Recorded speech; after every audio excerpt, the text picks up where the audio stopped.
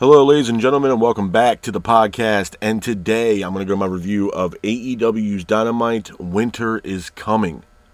Starting off the night, we have a tag team matchup. It is Jon Moxley teaming up with Pac, taking on Jay White and Orange Cassidy. Thought it was a good match, man. It was a good match to start Dynamite. Back and forth matchup between both teams with Jay White and Orange Cassidy, keeping the pace of the match.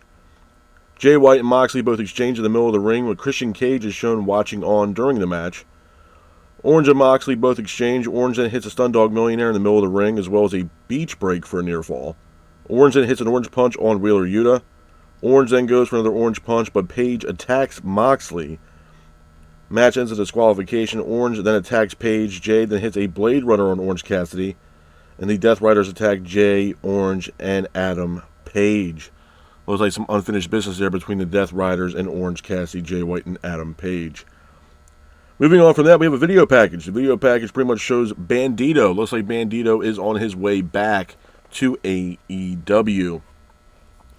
Moving on from that, we have Jon Moxley backstage with the Death Riders. Moxley announced that there will be a fatal four-way for the AEW title at World's End. It would be Moxley defending the AEW title against Orange Cassidy, against Jay White, against Adam Page at World's End for the AEW title. Moving on from that, we go into our next match of the night. It's a Continental Classic Tournament matchup. It is Will Ospreay taking on Claudio Castagnoli. I thought it was a good match, man. Back and forth matchup between Ospreay and Castagnoli, with Ospreay hitting a Spanish fly quickly on Claudio. Ospreay then hits a springboard forearm, taking out Claudio. Ospreay and Claudio then both exchange in the middle of the ring, with Castagnoli hitting a giant swing on Will Ospreay, sending Ospreay into the steel steps on the outside. Ospreay then gets up, hits a springboard Hurricane Rana. Ospreay then hits an Os Cutter. Ospreay then hits a roll-up on Claudio Castagnoli, pins him for the 3. And your winner of the match is Will Ospreay. And Ospreay now has 6 points in total in the Continental Classic Tournament. After that, Claudio then attacks Ospreay. Darby comes out to the ring to save Will Ospreay. Moving on from that, we go into our next match of the night, where the winner will face MJF at World's End for the Dynamite Diamond Ring. It is Kyle O'Reilly taking on Adam Cole. I thought it was a good match. Back and forth matchup between Cole and O'Reilly, with O'Reilly keeping the pace of the match. Cole then hits a super kick on O'Reilly. O'Reilly then gets up, hits a running knee off the apron. Cole then hits a running knee of his own. Cole then hits a Panama Sunrise off the top rope, taking out O'Reilly, but O'Reilly gets up, applies an ankle lock on Cole, but the hold is broken. MJF is here. Cole then attacks MJF, and then Cole hits a roll-up on O'Reilly, pins for the 3, and your winner of the match, and moving on to face MJF at World's End, is Adam Cole. Hats off to Adam Cole for getting the win in this matchup. Moving on from that, we go into our next match of the night. It's another Continental Classic Tournament matchup. It is Ricochet versus Brody King. I thought it was a good match. Back and forth matchup between Ricochet and Brody King, with King keeping the pace of the match. King then hits a powerbomb off the apron on Ricochet. Ricochet gets up, hits a step-up enziguri on King. Ricochet then hits a springboard 450. Ricochet then hits a shooting star press. King then hits the exposed turnbuckle. Ricochet then hits the finish on Brody King. Pins for the 3, and your winner of the match, and moving on in the Continental Classic Tournament with a total of 6 points, is Ricochet. Hats off to Ricochet for getting the win in this matchup. Moving on from that, we go into the main event of AEW's Dynamite. It is Mariah May defending the AEW Women's Championship against Mina Shirakawa.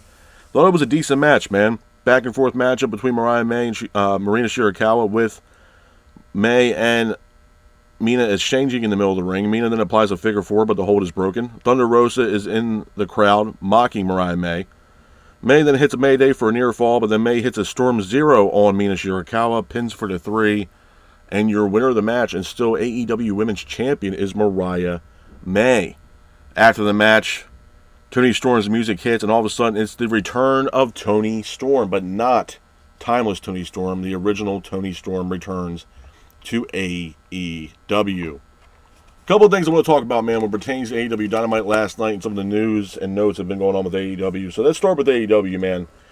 Do I think it was a good show? Yeah. I thought it was a decent show last night. I don't think the show was that bad, to be honest with you. Obviously, with the lack of storylines, you kind of, really had to seek out really what you're seeing on these Dynamite shows, because if not, you're just going to be miserable 24 hours a day, 7 days a week watching this show because there is no storylines. There's no derivating stories to actually get the fans captivated on the show and actually get invested in the product. So you kind of have to take what you can get.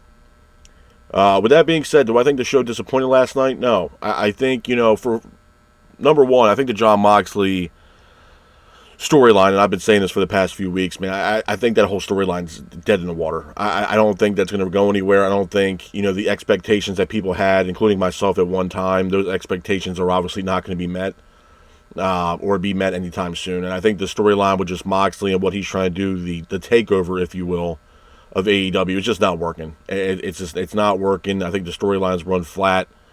And it's just, hopefully there will be some, mix-up or some changes here with the storyline with Jon Moxley, especially after World's End.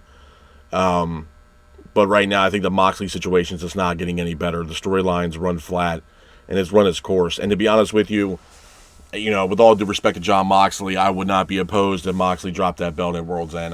There needs to be a significant change in AEW, and Jon Moxley's not it. I know...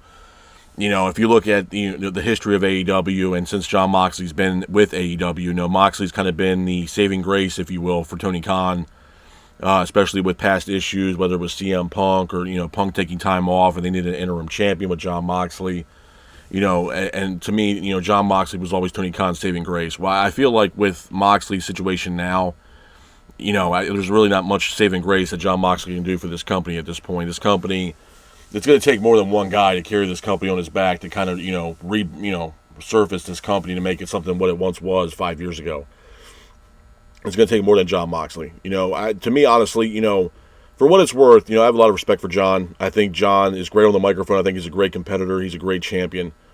But this whole Death Rider situation, storyline, it's just not going anywhere, man. It's just not. If you look back at the narrative with the storyline, I remember the segment that Jon Moxley had with Tony Schiavone, where he deliberately told Tony Schiavone to his face that this is no longer their company, and everybody, including myself, were up in arms and speculating, what the hell is going on here, who was behind, the situation with Jon Moxley. Is it Shane McMahon? Myself included, mentioned Shane McMahon multiple times, thinking that Shane was maybe the person that was pulling the strings for Jon Moxley, considering the fact that we've seen Shane's name surrounded with AEW, for the past couple months.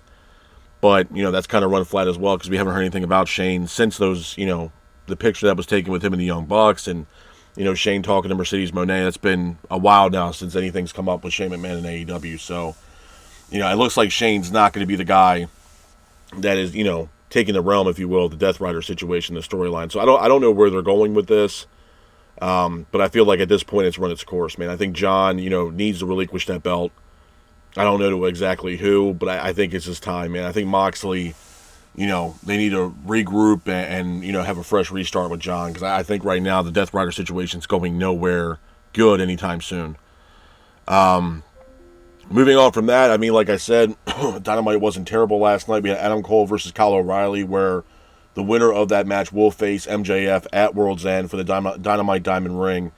To be honest with you, do I think the match was needed between O'Reilly and Cole? No, I really don't. Just like the match between Roderick Strong and MJF didn't really need to happen. I didn't understand what the logic was as far as booking Roderick Strong versus MJF and then now getting Kyle O'Reilly involved. I can understand Kyle getting involved due to the fact of what happened with Roderick Strong, and that's Kyle O'Reilly's friend, but the storyline, really, when it comes down to brass tacks, it really comes down between Adam Cole and MJF. This is some unfinished business from last year's World's End, when Adam Cole turned his back on MJF and exposed himself as the person wearing the devil's mask and the person behind the attacks that were happening to the roster backstage on AEW television.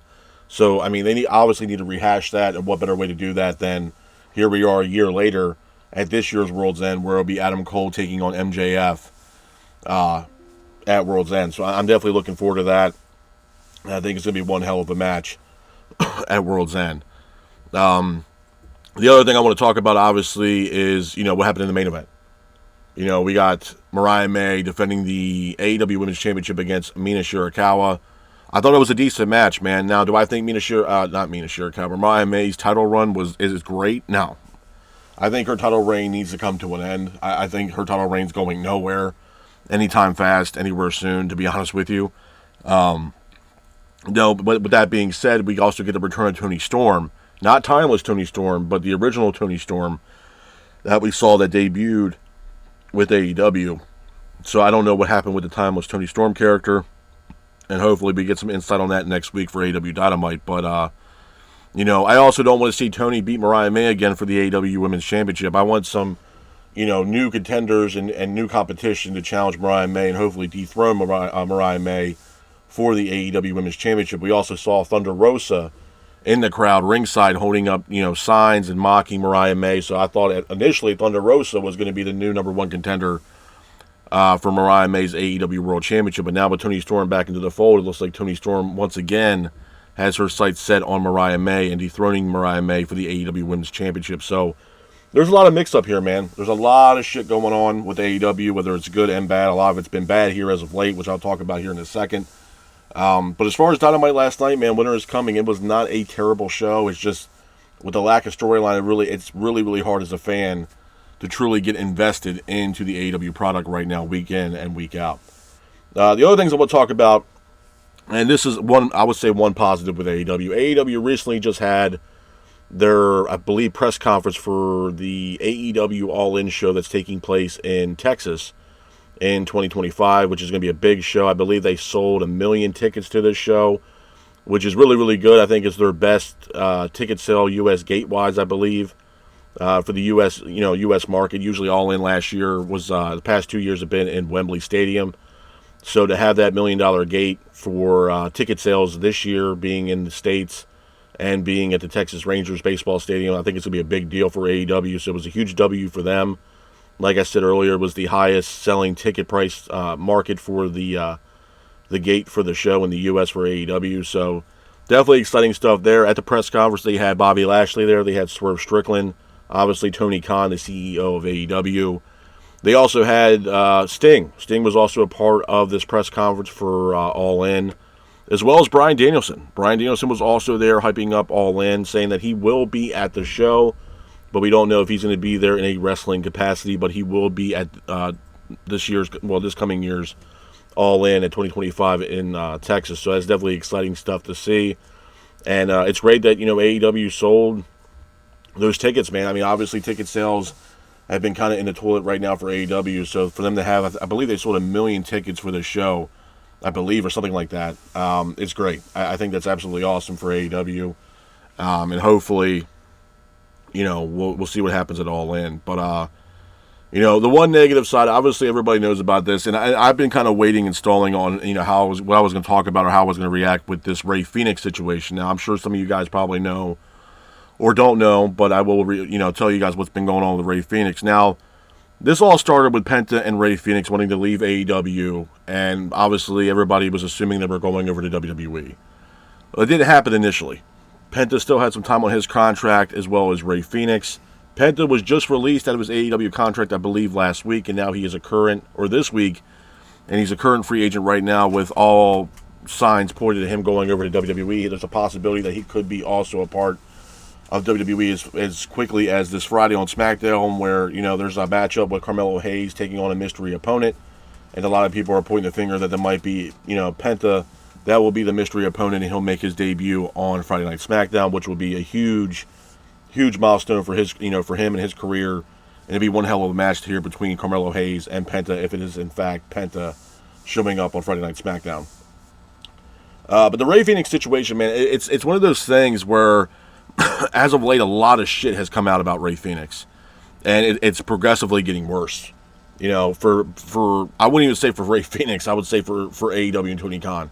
Shit's not looking good right now for AEW. It's just not. You had Rey Fenix put out a tweet a couple days ago stating that the working conditions over in AEW are inhumane, and this was quoted from Rey Fenix on his Twitter account, saying that the working conditions there were inhumane, and that he was wanting to see a doctor for many, many months, and Tony Khan and AEW completely ignored him for his injuries, and he wasn't able to see a doctor.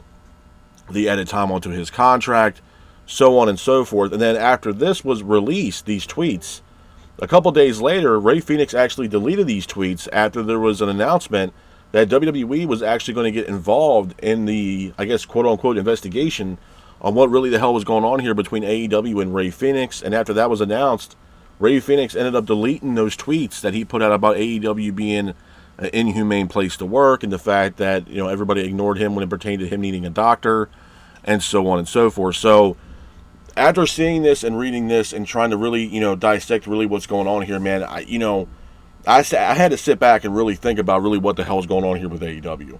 Now, does this situation between Tony Khan and AEW look good? Hell to the no, it does not.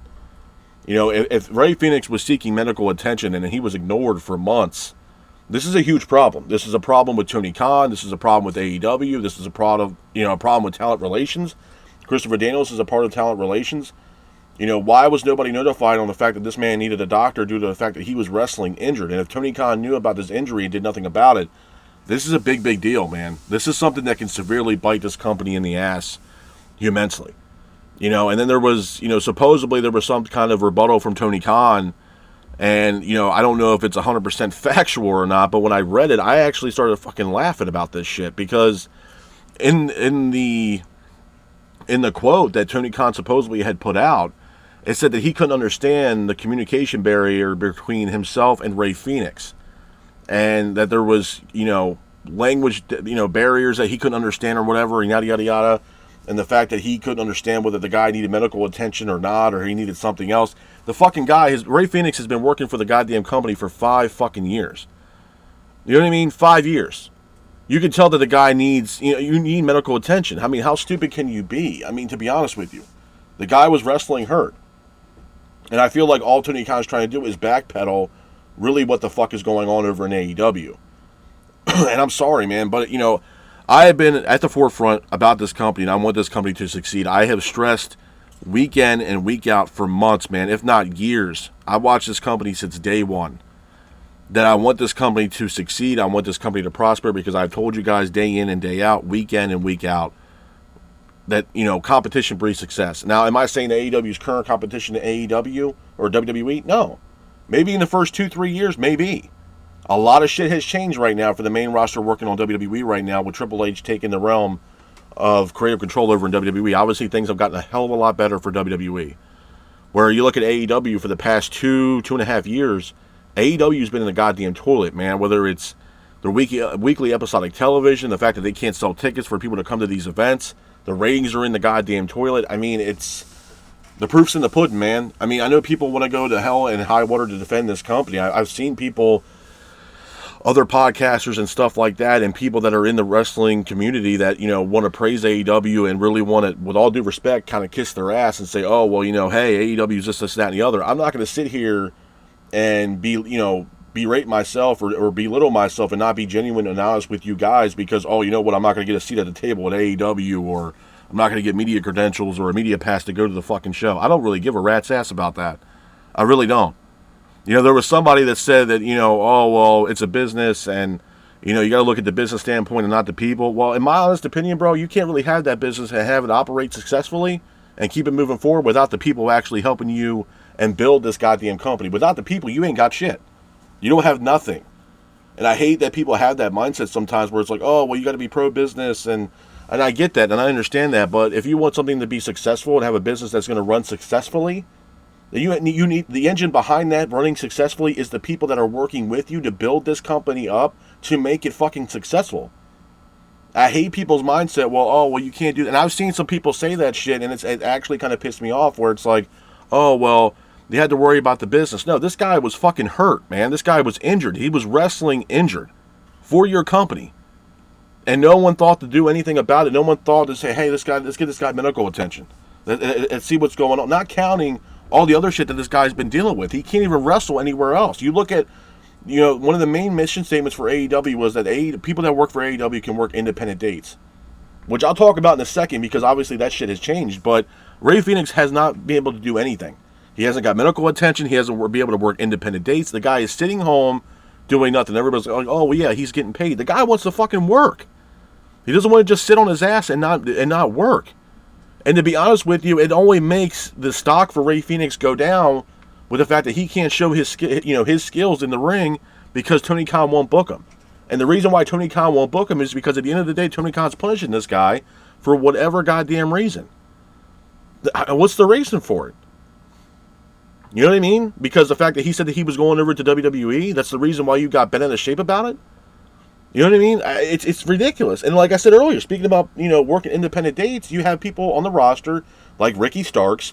You got people like Miro. You have people that want to work independent dates that are actually getting taken off independent dates now. Ricky Starks was taken off a GCW event. He was supposed to main event a GCW event. I believe Ricky Starks was also, I'm not sure whether he got pulled from it or not, but he was also supposed to work a House of Glory event. You know what I mean? But Tony Khan, I know for a fact, had pulled Ricky Starks from a GCW event. And then there was other news that just recently came out about Willie Mack, who no one's seen Willie Mack. I don't know when the last time we've seen Willie Mack on AEW television. But according to sources that I talked to, Willie Mack's supposedly employed with AEW. News to me. Haven't seen the guy on fucking television in I don't know how long. And Willie Mack's great. Willie Mack's a fantastic wrestler. He's a great superstar. But he was also booked for a GCW event, and Tony Khan pulled the rug underneath him and took him off that GCW event. So these talents can't work independent dates, or there's an issue between Tony Khan and GCW. Because it's kind of ironic how we've seen Ricky Starks show up at a GCW event, and now he's pulled from the event after an interview that he had with Chris Van Fleet, where Ricky Starks didn't say a goddamn thing wrong about AEW. Now, was he asked why, does he know anything about the reason why he's not been on AEW television? Ricky Starks said he doesn't know. He didn't give any kind of derogatory answer to Chris Van Fleet and bashing the goddamn company. No, he didn't. He said he does not know. If he knew, he'd tell you. Nobody fucking knows what's going on. Not at all. And then you look at the situation, like I mentioned earlier, about Willie Mack, where Willie Mack was pulled from a GCW event for what reason? Why? Nobody even fucking knew that Willie Mack was even employed with a goddamn company. But because he was going over to do a GCW event, Tony Khan's like, oh, hell no. We're bringing you back over to AEW. We'll throw you on Ring of Honor or something, but you're not working GCW. So I don't know if it's an issue with the talent that he has for Tony Khan, or he's taking an issue with GCW. And I think a lot of it has to come down to be honest with you, I think a lot of people are not even thinking about this, is the fact that a lot of the shit that comes down, I would say, between GCW and AEW comes down to the Hammerstein Ballroom. GCW was running their events, or trying to book events for the Hammerstein Ballroom to run their events at the Hammerstein Ballroom at the Manhattan Center. Now, Tony Khan was able to get, things together and was able to book some of his Dynamite shows and Collision at the Hammerstein Ballroom. It's a synonymous event, and the venue itself is synonymous with professional wrestling. ECW's had events at the Hammerstein Ballroom. Some of the Monday Night Raws were actually being booked or showcased, not live, but back in the day when they had Monday Night Raw, it was at the Manhattan Center, right above the Hammerstein Ballroom, I believe. So, the Manhattan Center and the Ballroom are all one location. So, obviously, it's synonymous in professional wrestling. So, I think a lot of the hostility here is because the fact that AEW, booked the Hammerstein Ballroom, and GCW was trying to get that same event. I think WWE was also trying to have an event at the Hammerstein Ballroom, but Tony Khan, pulled the rug underneath GCW and WWE's feet, so he was able to have shows at the Hammerstein Ballroom.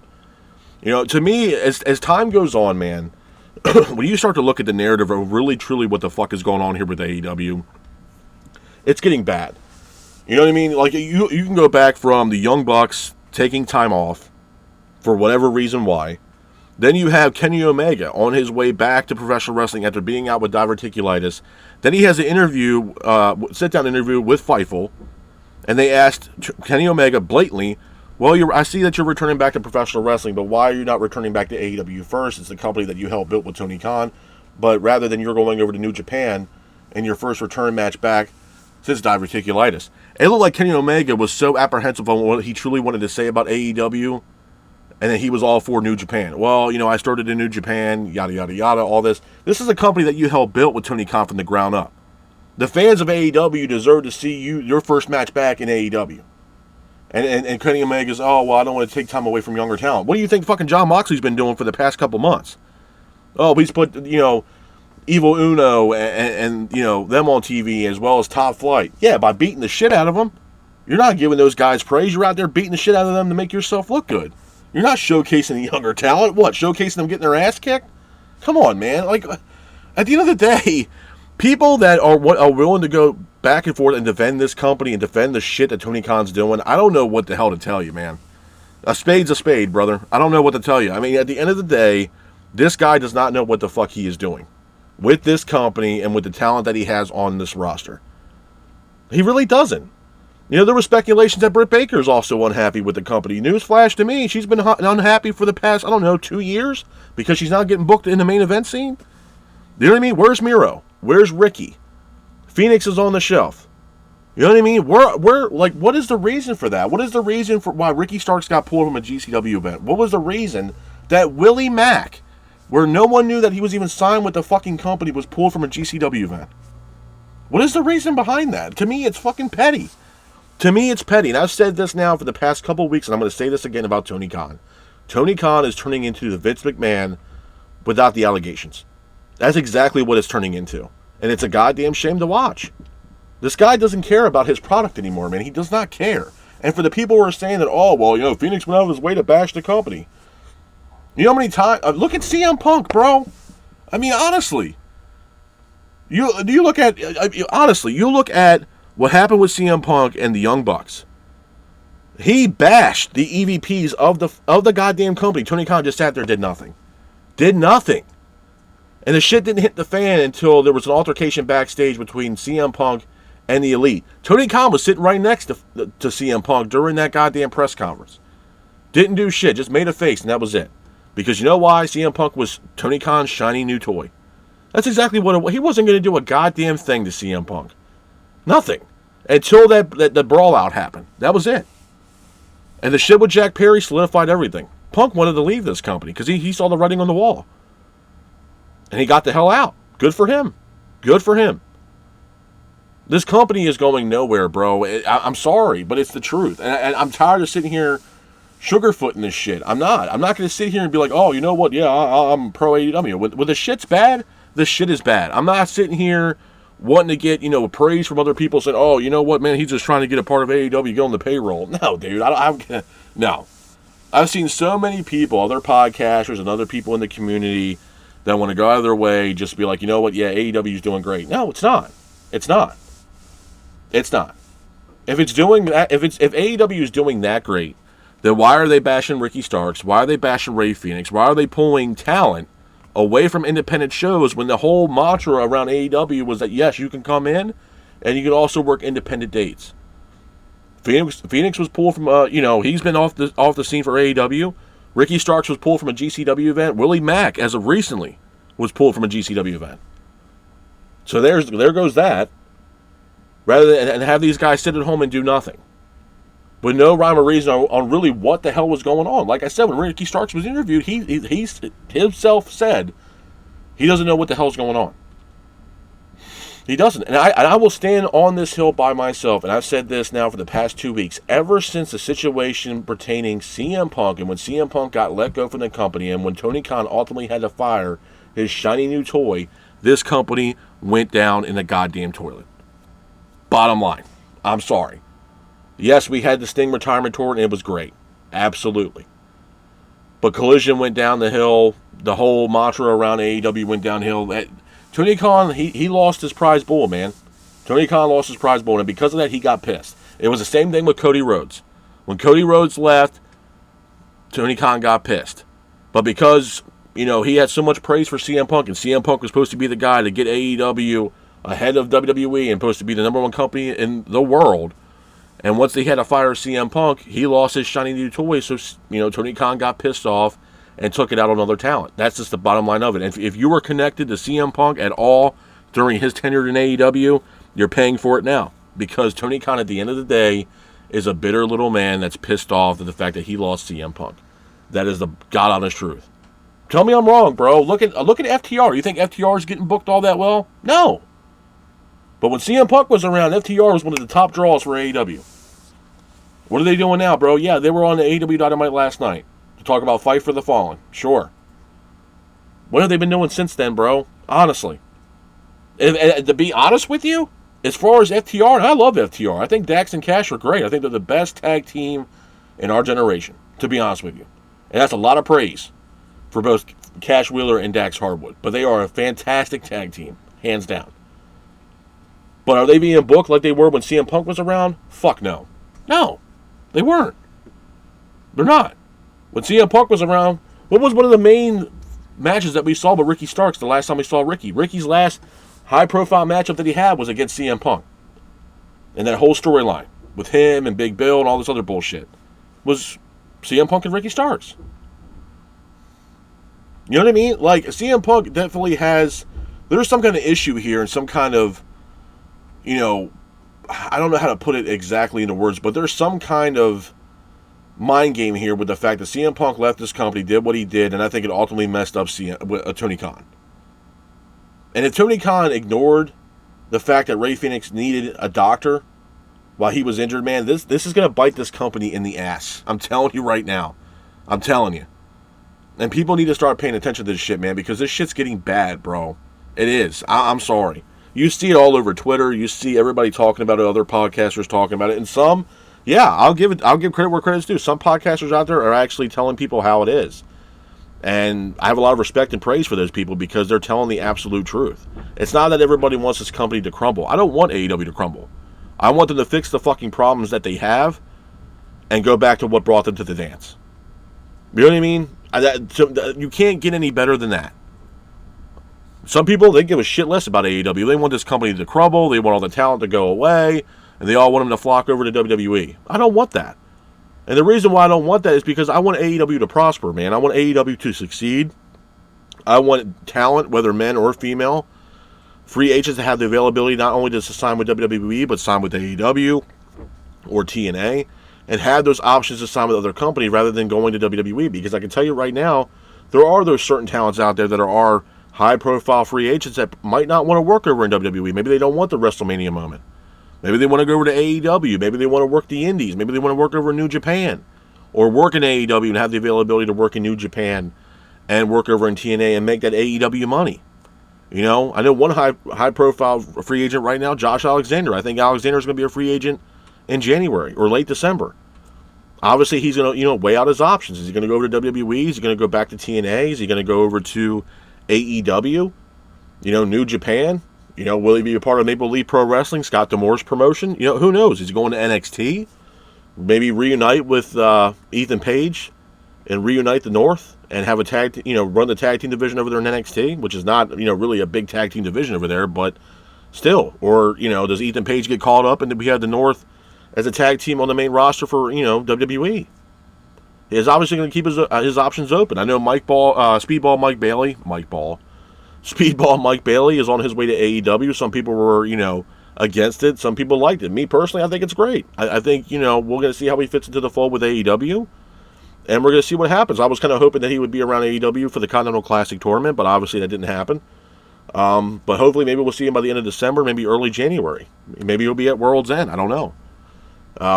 But again, man, I mean, at the end of the day, I want both companies to prosper, but I'm going to call a spade, man. Just like back in the day, WWE was awful. When Vince was taking towards the end of Vince's tenure there, WWE was dog shit, man.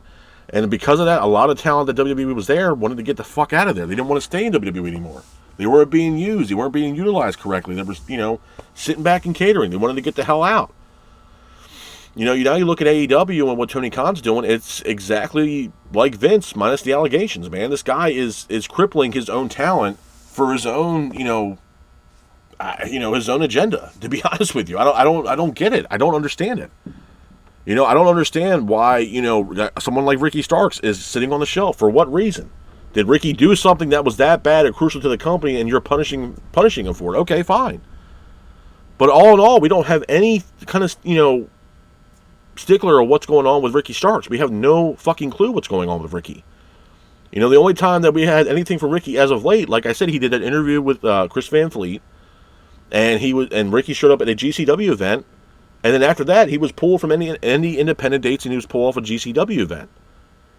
And then you see, I think it was as of early as this week, I think it was Monday or Tuesday, you hear, Willie Mack being pulled from a GCW event. And he was pulled from the event because of the working relationship that he has with Tony Khan. Christ, with all due respect to Willie Mack, I didn't even know he signed with AEW. We haven't seen Willie Mack on AEW television in a long-ass time. So you have to ask yourself, man, I mean, is it something... Is there an issue that Tony Khan has with GCW? Does this have a lot to do with the fact that they booked the Hammerstein Ballroom? I mean, there's a lot of factors into this, man. And I think just with Tony Khan in itself... I think a lot of it does have to do with CM Punk. I genuinely believe that. And then speaking of CM Punk, you look at the Ryan Nemeth situation. Where Ryan Nemeth has audio recordings of the verbal abuse that he was getting from CM Punk. All this other shit. You know what I mean? And the attacks backstage from CM Punk on Ryan Nemeth. And Nemeth went to, Talent Relations and Tony Khan about the situation with CM Punk and that he was ignored. From, executives over in AEW and Tony Khan himself, he was ignored. And then he was told to cut a promo on CM Punk from who? Was it Tony Khan? Was it Matt and Nick Jackson? To pretty much belittle and be pretty much just shit talk CM Punk on national television. Who was the person that pulled the trigger on that? Was it Tony Khan? Was it Matt and Nick Jackson? You know what I mean? Because to me, as of late, you look at the situations, especially specifically Tony Khan and CM Punk, he's kind of a pushover, man. And this guy's sitting in Gorilla. This is the first person you see on the way out to the tunnel to have your match. So who gave the okay for that shit? Who gave the okay for him to cut that promo? Was it, like I said, Matt and Nick Jackson? Was it Tony Khan himself? Why was this not stopped before they cut that promo? Same thing with Adam Page cutting that promo on CM Punk. Why was this not stopped? Before it even happened. When Adam Page cut that promo on CM Punk, why was this not notified to Tony Khan? And Tony Khan said, hey, this is not going to happen. Somebody had to give the green light for it. Who was it? Matt and Nick Jackson? Was it Tony Khan? I can tell you this flat out. I know damn well Matt and Nick Jackson were happier than shit that CM Punk got fired. Because CM Punk had a little bit more pull, I believe, in the company than the Young Bucks did, even though they were EVPs. I think CM Punk was getting the same goddamn treatment, if not better treatment than what the Young Bucks were getting. And the Young Bucks got pissed off, and they got bitter with Tony Khan. Be like, yo, this guy just came in here, man. We started this damn company with you. And you're giving this guy all this kind of pull around here and all this kind of control and all this other shit. What about us? We helped build this goddamn company with you. You know what I mean? Obviously, there might have been some, personal jealousy here between the Young Bucks and CM Punk. Maybe. But there's a lot of shit that's happened backstage with AEW, bro, that hasn't gone unnoticed. Sammy Guevara incident with Eddie Kingston, Andrade getting involved. There was backstage fights. You had backstage situations with MJF and Britt Baker and all this other shit. Like, there has been incidents that have been reported from AEW that's just out of control, bro. And I've said this from the jump, and I'm going to say this now. I still believe at times that the inmates run the asylum. Tony Khan's not running this company. The inmates are, bro. The roster's running this company. And they're running this company ultimately in the goddamn ground because they don't give a shit, man. They don't care. They don't. There was somebody that said that TNA might be the hottest wrestling company going into 2025. One of the hottest wrestling companies. To be honest with you, I wouldn't say they're wrong. Compared to TNA to AEW, TNA is way better right now than AEW. At least they got their shit together. They're selling out bigger venues going into 2025 next year. Where AEW is going to smaller venues because they can't even sell out the arenas that they're booking now. You know what I mean? Like, do the math, man. It's not hard to comprehend. TNA is doing better. They're going to bigger venues. AEW is going to smaller venues. Now, do I think it's going to benefit AEW? Yeah. They should be able to sell out these shows, go to great venues, hence the Hammerstein Ballroom. Yeah, absolutely. But what happened that changed from the first 3 years of this company to the last 2 years of this company? And the reason why they went to selling out arenas to now barely even selling 1,200 tickets. 1,300 tickets. You look at what was it, the Grand Slam? They sold, 7,000 tickets? 6,000 tickets compared to the year before where it was 11,000, 12,000 tickets sold for Grand Slam? Come on, man. Like, I feel like at times, like, people think I'm full of shit, but I'm not. I'm stating actual facts that this company is going in the goddamn toilet. It's just the way it is. You can book wrestling for the sickos, but go ahead, God bless you. But how long is that shit going to last, bro? Honestly, how long is that going to last? It's not going to last long. It's not All Japan Pro Wrestling. It's not. Just like the Continental Classic Tournament. Do you think this year's tournament's better than the first year's tournament? No, it's not. It's not. I think this tournament is lackadaisical, to be honest with you. And I think the writing's on the wall. I think Kyle Fletcher's going to win that whole damn thing. They are pushing Kyle Fletcher to the goddamn moon. And I'm not hating it. I'm not. The match that Fletcher had with Will Ospreay at Full Gear was absolutely incredible. Absolutely incredible. And the guy, Kyle Fletcher's only 26, bro. He's got so many years left in professional wrestling where he might be able to surpass what Will Ospreay's done in his career so far. Kyle Fletcher might be the next guy. Might be the next big thing in professional wrestling. If he keeps going the route that he's going now, yeah, absolutely. So I do believe that Tony Khan is going to be pushing Kyle Fletcher to the moon. And I can see Kyle Fletcher winning the Continental Classic tournament. Absolutely. Absolutely. And for that reason, I'm not opposed to that. I'm not. That's smart booking.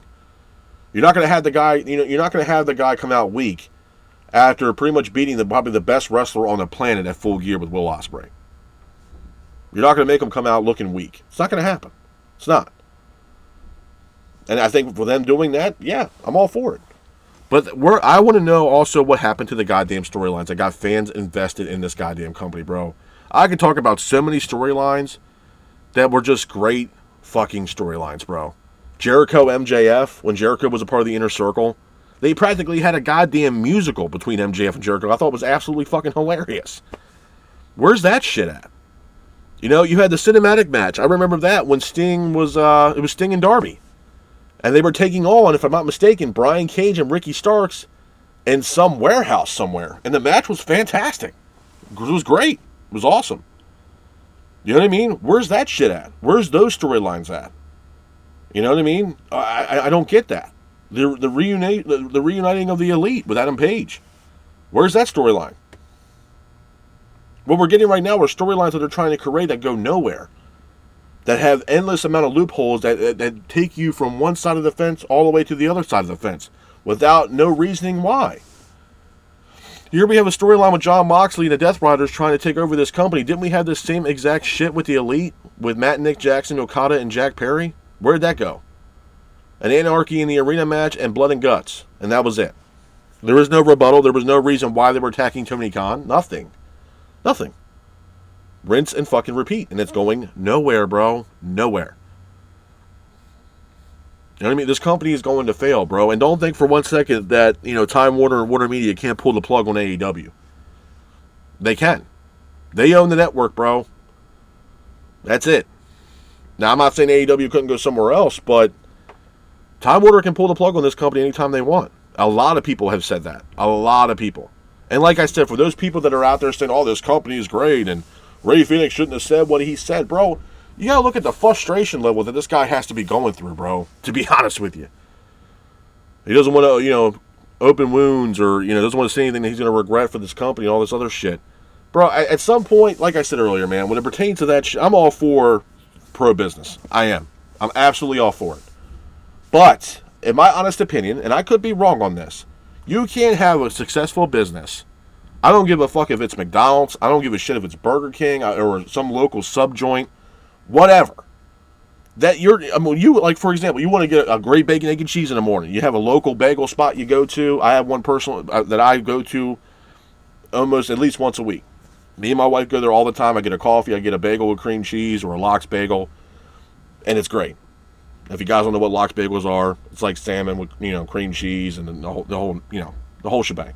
But anyway, besides that, what I'm trying to say is that you can be pro-business. I'm all for pro-business. And obviously you don't want to, close that door by saying this, that, and the third about the company that you're already in, trying to go to another company. But I'm going to say this, okay? And this might be a hot take for a lot of you guys, but just hear me out. When it comes to business, like I was going to mention earlier, whether it's a burger place that you're going to, a sub shop, a coffee shop, whatever, any place that you go to, you go to a special place to get a coffee in the morning. That place is going to succeed with the people that are running, or the people that are working there, running the machine to make the company go. Anybody can run a business, bro. But if you don't know what the hell you're doing or don't have people behind you supporting you and trying to make sure that this company is going to succeed, the company's going to fail. You know what I mean? You look at somebody like, main department stores. Okay, yeah, the boss is here. But if nobody shows up, day's over. Place is closed. Why? Because there's no one else working there. Guy can't do it by himself. Or she can't do it by herself. You need the people to help you out, bro, to make the company succeed and prosper and move forward. It's a company effort. It's a team effort. There's no I in team. And with Tony Khan, it's I in team. So I hate when people say, oh, well, you shouldn't have said this, that, and the other. Sometimes, bro, there's some situations in life, and I'm not going to try to preach to you guys, but there's some situations in life that you're going to go through, whether it's a place that you work or a place of employment, whatever. And if they're already bad-mouthing you alone, Like, yeah, you could say, okay, you know what, I'm going to be the bigger person and everything else, but if they're already writing you off, bro, and you're there every day, busting your ass, day in, day out, you're not saying anything, you're doing your job, you're making sure that you're helping the people around you, put a smile on your face every day and still work, and those people around you are still talking shit, and they're already writing you off. I mean, at some point, yeah, be the bigger person, not say anything. I understand that. But at some point, you also have to stand up for what you believe in. And stand up for yourself as well. And it really is, you're really splitting hairs when you look at it. And I've been there, bro. I worked for companies before, where I worked my ass off to the bone, man. I did. And I would work for a company 3-4 years, make shit money, still show up every day, do my job, help my other employees out when they're having a bad day. And if I had to pick up the slack for this person or that person, I do it because the job still has to keep moving forward. If you're working at a restaurant and one person's like, well, hey, man, I don't feel like doing this, I'm going to do that. Yeah, of course it might bother you, it might annoy you, but the ship needs to keep going, bro. Someone has to stir the ship, and that ship needs to be paddled by this, that, and the third, and people need to help you steer that ship. That's just the way it is. And I know some people, like I said, with the Ray Finnings situation, it might be different, but if this guy wasn't seeking medical attention for the help that he needed medically, that's a whole different ballgame than you being discomforted with a job, bro. This guy was injured working for your company, and you still had him work and wrestle injured, and you obviously knew about it. It's a whole different ballgame, bro. If you go to you work at another job and say, oh, I got injured on the job, you know what I mean? And they're like, well, whatever. How's that really going to look on you? Okay, obviously this company doesn't give a shit about me, bro. I can go here and break my goddamn neck. They're not going to give a goddamn shit about me. You know what I mean? Like, there's other things to look, like, you have to look at the whole picture, bro. Honestly. And I'm not saying people that do that and talk shit about the company that they're working with is a great thing. I'm not saying that. I'm just saying when you look at, there's two sides of the coin here, man. You're really splitting hairs. You really are. In my honest opinion, I could be wrong, but I'm always and forever going to be dying on the hill by myself because I'm a firm believer in standing up for what you believe in, number one. And number two, yeah, I'm all about pro-business, but you can't have that business succeed without the people helping you thrive to make that business successful. And that's my biggest thing, and I'm always going to believe in that. No matter what. Anybody can run their own business, bro, but if you're by yourself and you're numero uno, you need support, bro. You need people that are going to help you build this company up. You see people like, for example, I'll give you guys another quick example. Obviously, everybody loves food. Myself, my wife, everybody loves food. Okay, so but if you see let's see some places you go like downtown in the city that sometimes will have a food truck there. Okay, and I'm just using this as an example. There ain't one person running that goddamn truck, bro. There's multiple people in that truck taking orders, cooking the foods, restocking, the restaurant or the food truck. There's always somebody working. And if someone's not, or if there's only one person, that's not going to succeed, bro. You need everybody on board as a team to run a successful business. You know what I mean? And my thing is, if the owner of that company is already giving up on you and has already talked shit about you, yeah, you could be the bigger person, but you know what? It is what it is. I'm going to keep that, I'm always going to keep that door open. But why? If that guy's going to be the guy that's going to be running that company and then he's going to be the only guy running that company until the door's closed, do you really want to go back to somebody that really, really, really underappreciates you as a person and the work ethic that you bring into the table every single day, day in and day out? No.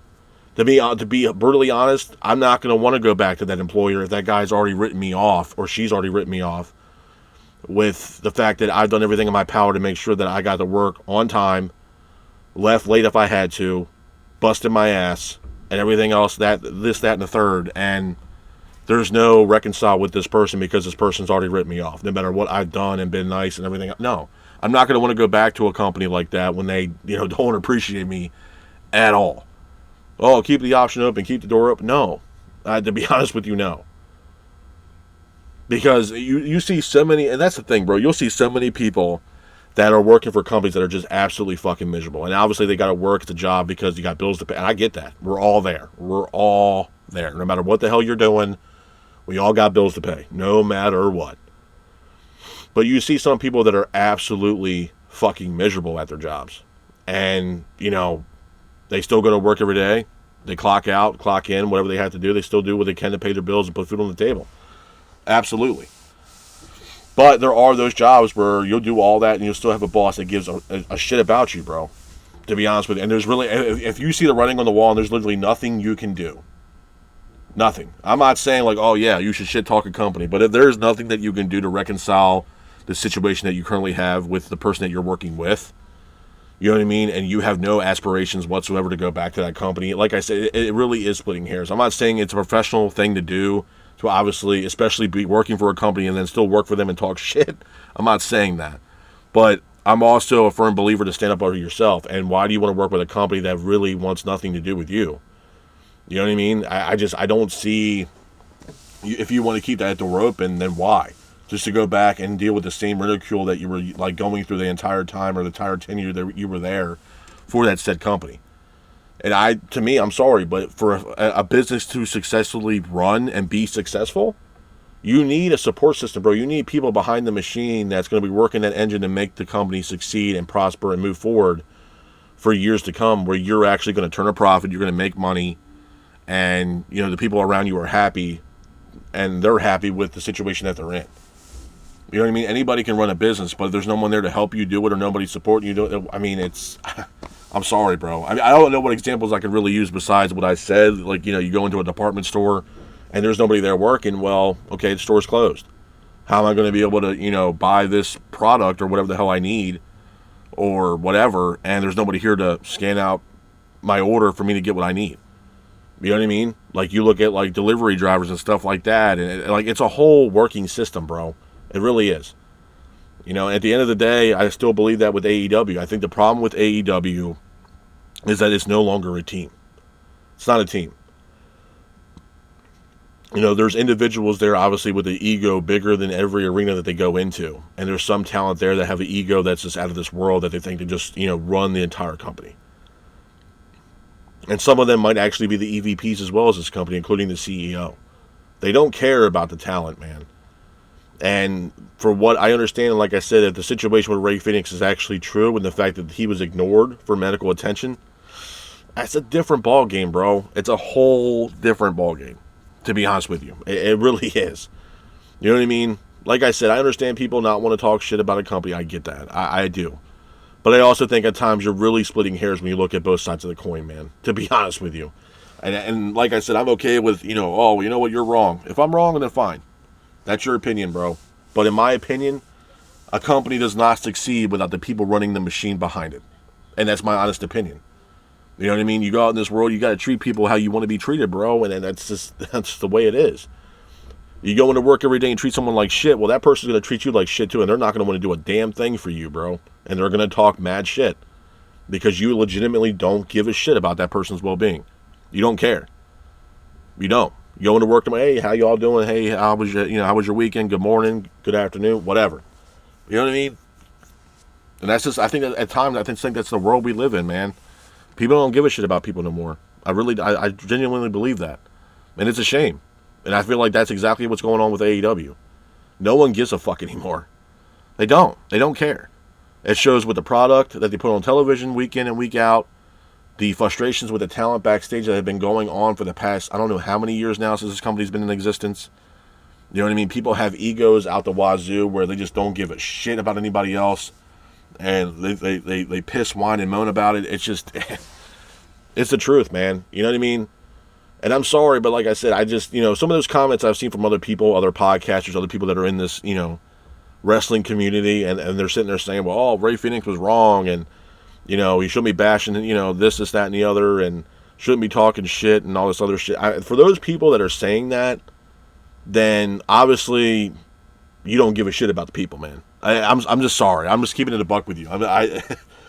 You don't give a shit about the people. You care about the business. And unfortunately, if you're a person that is a business owner and you run a business, I don't give a fuck if it's a landscaping company or whatever the hell you're doing, or you're running a goddamn pizza shop.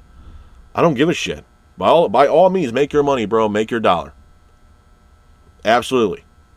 Man or woman, make your money. Go ahead. I'm all for it. Go ahead. You got a dream vision? Go for it. Don't let anybody tell you what you can and cannot do in this world.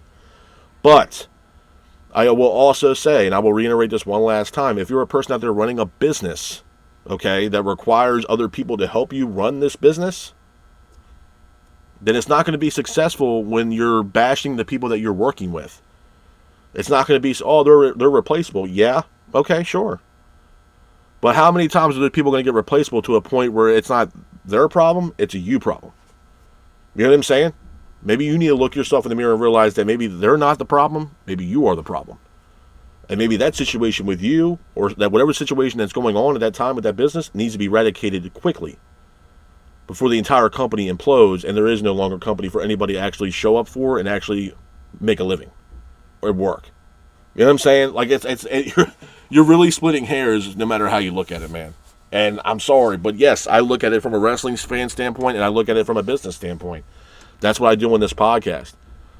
And I'm going to continue to keep doing that every single time. I'm not here, and I will reiterate this too. For those people out there that are doing this kind of stuff, that are trying to suck up and kiss ass and try to be a part of like the media scrums and all this other shit. Oh, I need to get my media credentials. Oh, I hope they really like me. I'm not in this for that. I'm a legit, genuine wrestling fan. Okay? Everybody has an opinion. Absolutely. You might not like what I have to say. You might not approve what I say. You might think what I'm saying is it might be a bunch of bullshit. Go ahead. That's your opinion. You're entitled to it. But I've told you guys the love and passion I have for this sport. Number one. And the story behind why I do this podcast. I've said it multiple times. I've talked about my family with this podcast and how much they meant to me about this. I've talked about my wife and how much she has supported me with doing this and how much it's just fun for me to have her watch wrestling with me and how, her different demeanors with pro wrestling, and sometimes she gets really happy with it. Sometimes she gets pissed off. She gets pissed off with talent just like any other fan. And for me, it's something that I enjoy a lot. Number one. Number two, this is something that, a lot of people, don't understand pro wrestling. They don't. They just think it's some weekly episodic television show and that's it. To me, it's more than that. To me, there's, like I mentioned earlier, there's stories of pro wrestlers that I feel like are just not being talked about anymore, man. Those legends, and I mentioned them multiple times in the past, guys like Bruno, guys like, Ivan Putski, guys like Superstar Billy Graham, Lou Thez, all those legends back in the day. George Animal Steel. What Ricky the Dragon the Steamboat meant to professional wrestling. You know what I mean? And all the high-flying stuff he was doing. Randy Savage. Eddie Guerrero. You know what I mean? And I'm not saying these are like old legends, but Lou Thez is a legend. Absolutely. Absolutely. Killer Kowalski. Legend. You know what I'm saying? With the Claw. The Von Erichs. Legends. You know what I mean? The Sportatorium and what it meant for professional wrestling. So it's a lot different for me as far as being a professional wrestling fan. And I think some people, need to understand that. You know what I mean? I don't have to tell people that, but I do. This is the reason why I do what I do. And I want to give people my actual insight and my genuine thought about this shit that's going on in professional wrestling. I think Tony Khan, I'm not here to bash the guy. I think he has a lot of shit on his plate. And I mentioned that for a while now, ever since he purchased Ring of Honor. The guy has a lot of shit on his plate, and he needs to learn how to prioritize that shit and give people some trust to handle this wrestling company, because if not, it's going to fail, bro. It's just the guy has a lot of shit on his plate. It needs to be fixed. And I just think at the end of the day, it's one of those things where I don't know. I really don't know. I don't know where this company is going to be going in the next 4 or 5 years. I really don't. But I will say this: if he's going to go in the direction that we've been seeing for the past few weeks, past few months, this company is in deep shit. It is. Because at this point, with all due respect to AEW, it's starting to become more of a soap opera at this point than it is a professional wrestling show. With all the bullshit backstage and all this other shit going on behind closed doors. And it's been going on with AEW for a long, long time. Because there's nobody there being a boss. Hence the reason why you got inmates running the asylum, which, again, will reiterate what I said about people running their own business. You know what I mean? Again, I know, like I said, that's the one thing that, I heard over this past weekend that really kind of pissed me off with some of these people. And they know who they are. They definitely know who they are. I'm not going to mention any names, but they know who they are. Where they say, it's a business. I can't believe this person said this, and that, and all this other stuff. And you don't want to say things that are going to, want to keep that door open. Yeah, I get that. I'm all for pro business, bro, but I'm also for the people. And I also realize and understand the fact that you can't have a successful business without those people that are willing to show up day in and day out to make your company and your business successful, bro. That's just the way it is. Like I said, landscapers, they need landscapers to help you run this business and make the business successful. You need to have those options open for your company to succeed. You have to work with other people. People that own private jet companies, bro, you have to work with other people. If you don't, the company's going to fail. People that you hire, you know what I mean, to help you work and make the company successful. Yeah, some people are replaceable, some are not. And again, the more you keep replacing people, it might not be a their problem, it may be a your problem. You may be the issue. You may be the problem. And maybe you're the person that needs to be, rectified and move on. You know what I'm saying? It's the same thing when I look at the Phoenix and Tony Khan situation. You can look at it in multiple different angles, man, but you can also look in the fact that somebody's in the right and somebody's in the wrong. And I'm sorry, but the more it's starting to look, it's starting to point more towards Tony Khan than it is Ray Phoenix, because there's other people that are also involved in this situation that's not just Ray Phoenix. Tony Khan has also done this to other talent that's currently signed to his company, such as Ricky Starks, pulling, Willie Mack from, a GCW event, Ricky Starks, the brawl out between the Young Bucks and the Elite versus CM Punk, the Cody Rhodes situation when he was in AEW, backstage fights between Andrade and Sammy Guevara, or Guevara and Eddie Kingston. You know what I mean? Maybe it is a you problem because you don't know how to be a boss and you don't know how to have leadership in this company. That's why I've been saying for the past couple of years that it seems like the inmates are running the asylum. There's nobody there that's willing to put their foot down and be an actual boss and take ownership of this company. You know what I mean? So like I said, at the end of the day, to me, when it pertains to AEW and the whole Ray Phoenix situation, it really is truly a double-edged sword. It really is. You're really splitting hairs because at the end of the day, you have a guy that's running a company and unfortunately he's not a boss. I don't think he's fit to run the company. You know what I mean? He's more fitting to be someone that's an employer of this company rather than actually being the owner or CEO of this company. And it's starting to show. And it's showing more and more as time goes on. That's just the way it is, man. I mean, I can sit here all day and talk about this, but at the end of the day, I mean, like I said, when it pertained to Dynamite last night, I thought the show was great. I thought Dynamite really, maybe great's a strong word, but I think it was a decent show. But with the lack of storylines, the lack of direction, it does hinder AEW Dynamite. It does. It seems like as of late, when you watch a Dynamite show, they put more fixation on Rampage than they do AEW Dynamite. Oh, we're going to book this show for Rampage. We're going to do this for Rampage. Or Collision. Why can't we just focus on AEW Dynamite? You know what I mean? Book the shows. Have have storylines that mean something. Have some substance to these storylines, some emotion to these storylines, so the fans can actually get invested. The same fans that are putting their hard working money to purchase a ticket to watch your product, and you don't want to put storylines on for the fans to actually get invested. You know what I mean? It's a tough sale, bro. It really is a tough sale. And then you look at, the business side of everything. And I mentioned this earlier, with people saying, oh, well, Phoenix shouldn't have said this. Well, I mean, bro, at the end of the day, I'm sorry, but it's a double-edged sword. I'm always going to be a guy that's for the people. That's just the way it is. I don't think you have a successful business or a successful company, no matter what it is. I don't give a shit if it's a bagel shop or a coffee house. You're going to need employees for that company, whether it's a bagel shop or a coffee shop. And those employees that you have working underneath you are going to make sure that this company succeeds by the progress they do within the company to make sure they get the job done and do it accordingly and do it correctly. And without that, and without those people wanting and willing to work with you, the company is not going to succeed because you have nobody willing to work with you because of your actions and how you are as a boss, as a person.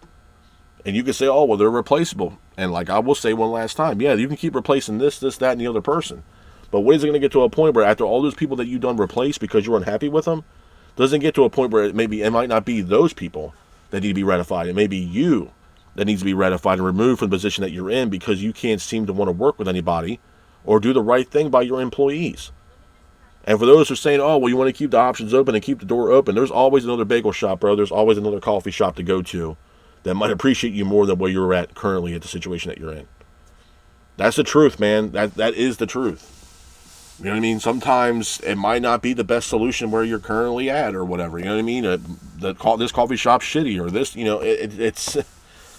I hate when people say that, man, because all it does is really confine you and conceal you with that whole narrative about, oh, well, you know what? Well, I shouldn't do this because it keeps the option open if I want to go back. But why would you want to go back to a company that doesn't appreciate who you are, that doesn't appreciate what you've done for the company, and that no matter what angle you turn or rock you like overturn and make sure that you're actually doing the job and doing things accordingly and not causing a fuss, and you have employees, employers, all they want to do is talk shit about you and just downgrade everything you're trying to do, why would you really want to go back to that said company where they don't really appreciate what you've done for them to help that company move forward and succeed?